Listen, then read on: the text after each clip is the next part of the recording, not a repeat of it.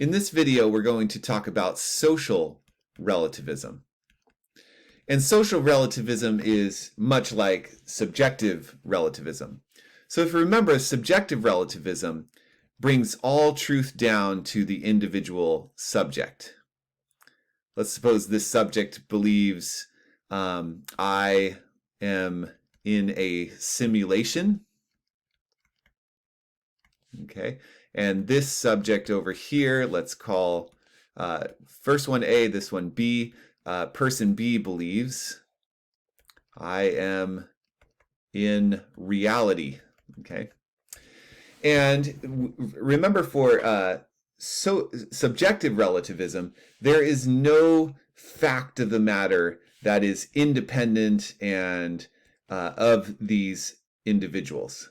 For instance, there's nothing like this. A and B are in reality. Okay. If there was objectivism about the truth, then A would be wrong for denying that A is in reality and rather thinking that A is in a simulation, and B would be right. But with subjective relativism, there is no objective fact of the matter from which we can compare our beliefs. So what is social relativism? Social relativism doesn't bring all truth down to the subject or the individual, but rather brings it all down to the group. So let's say that instead of thinking about A as a person, we think about a group that we call A, who collectively believes that they are in a simulation. Okay? And instead of a person B believing that they are set in reality, there is a group that we will call B who collectively believe that they are set in reality. And if there's objectivism about the truth, then the group can be right or wrong, because again, there would be a fact of the matter that they either have a corresponding belief with or they don't. Okay. People are in reality, and that would mean that group B is correct and group A is simply wrong. That would imply objectivism about the truth, but social relativism denies that there is a fact of the matter. And so group A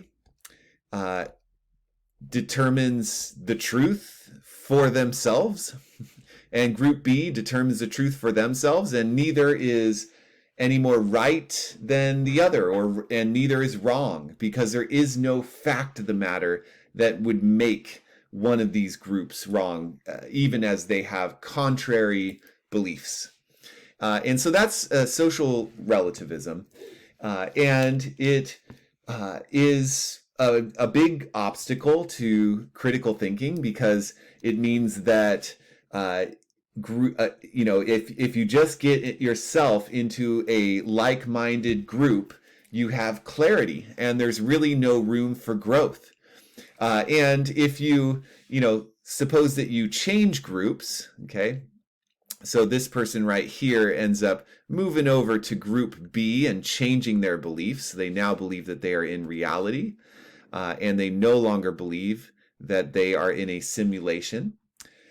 Then we wouldn't say that this individual has come to be improved in some way by changing their belief. They have just decided to join a different group, and each group is as legitimate, their beliefs are as legitimate as the other. So there's really no improvement to this individual when they change from group A to group B, because their new belief held as part of a group is just as good as their old one was.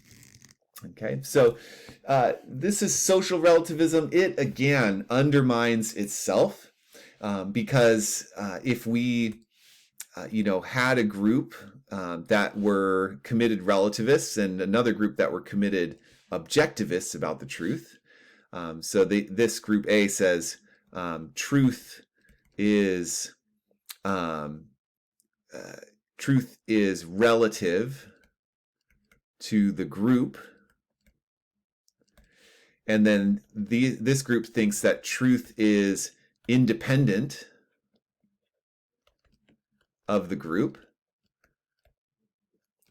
as long as group A says that group B is incorrect, okay, which I think that they would, then it already implies that there is at least one fact out there, which is what group A believes, that truth is relative to the group. And that would be a non-relative, objective fact of the matter that group A correctly understands and group B does not understand.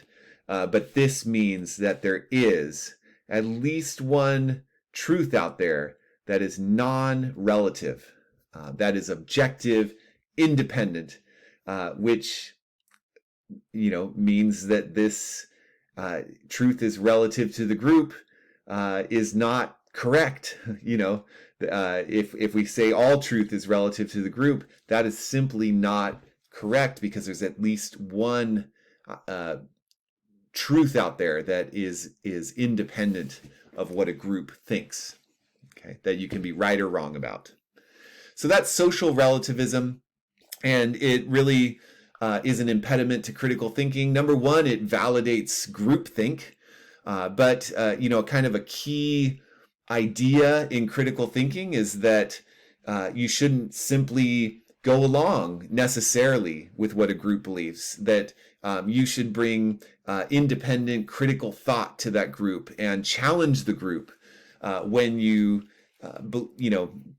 believe that they believe with good reason that they are incorrect.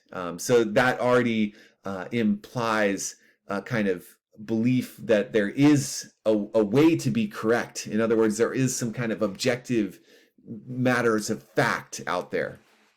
Okay, and also social relativism is pretty dangerous when we start thinking about ethics and moral beliefs, because groups have historically done rather heinous things, and if a group, just by collectively believing something, even if it is a horrible, unjust, seemingly immoral idea, to say that it's legitimate just because a group thinks it, strikes a lot of people as very dangerous.